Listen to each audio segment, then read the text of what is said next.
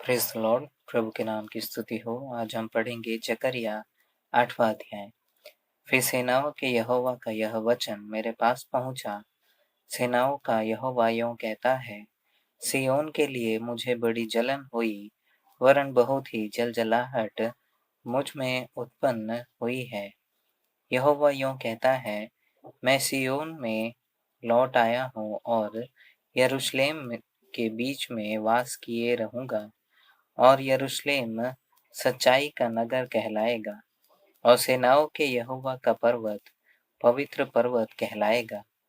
सेनाओं का यहोवा यों कहता है, यरूशलेम के चौकों में फिर बूढ़े और बुढ़िया बहुत आयु की होने के कारण अपने अपने हाथ में लाठी लिए हुए बैठा करेंगी, और नगर के चौक खेलने वाले लड़कों और लड़कियों से भरे रहेंगे।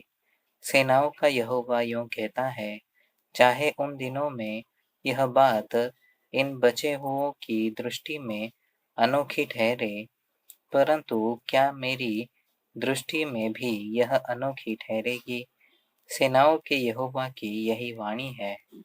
सेनाओं का यहोवा यों कहता है, देखो, मैं अपनी प्रजा का उद्धार करके उसे पूरब से और पश्चिम से ले आऊंगा, और मैं उन्हें ले आकर यरूशलेम के बीच में बसाऊंगा, और वे मेरी प्रजा ठहरेंगे, और मैं उनका परमेश्वर ठहरूंगा।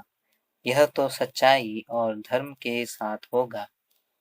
सेनाओं का यहोवा यों कहता है, तुम इन दिनों में ये वचन उन भविष्यवक्ताओं के मुख से सुनते हो, जो सेनाओं के यहोवा के भवन की नींव डालने के समय अर्थात मंदिर के बनने के समय में थे।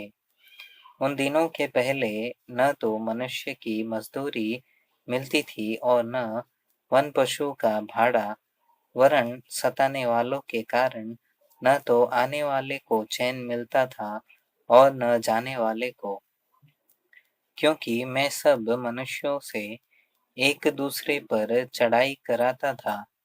परंतु अब मैं इस प्रजा के बचे हुओं से ऐसा बर्ताव न करूंगा, जैसा कि अगले दिनों में करता था। सेनाओं के यहोवा की यही वाणी है। क्योंकि अब शांति के समय की उपज अर्थात दाखलता फला करेंगी, पृथ्वी अपनी उपज उपजाया करेगी, और आकाश से ओस गिरा करेगी। क्योंकि मैं अपनी इस प्रजा के बचे हुओं को इन सब का अधिकार कर दूंगा अधिकारी कर दूंगा, और है यहूदा के घराने और इज़राइल के घराने, जिस प्रकार तुम अन्य जातियों के बीच शाप के कारण थे, उसी प्रकार मैं तुम्हारा उद्धार करूंगा, और तुम आशीष के कारण होंगे। इसलिए तुम मत डरो, और न तुम्हारे हाथ ढीले पड़ने पाए। क्योंकि सेनाओं का यहोवा यों कहता है, जिस प्रकार जब तुम्हारे पुरखा मुझे रीस दिलाते थे, तब मैंने उनकी हानि करने के लिए ठान लिया था और फिर न पछताया, उसी प्रकार मैंने इन दिनों में यरूशलेम की और यहूदा के घराने की भलाई करने को ठाना है। इसलिए तुम मत डरो। जो काम तुम्हें करना चाहिए वे ये हैं, एक दूसरे के साथ सत्य बोला करना, अपनी कचहरियों में सच्चाई का और मेल मिलाप की नीति का न्याय करना, और अपने अपने मन में एक दूसरे की हानि की कल्पना न करना, और झूठी शपथ से प्रीति न रखना, क्योंकि इन सब कामों से मैं घृणा करता हूँ। यहोवा की यही वाणी है। सेनाओं के यहोवा का यह वचन मेरे पास पहुंचा। सेनाओं का यहोवा यों कहता है, चौथे, पांचवें, सातवें और 10वें महीने में जो उपवास के दिन होते हैं, वे यहूदा के घराने के लिए हर्ष और आनंद और उत्सव के पर्वों के दिन हो जाएंगे। इसलिए अब तुम सच्चाई और मेल मिलाप से प्रीति रखो।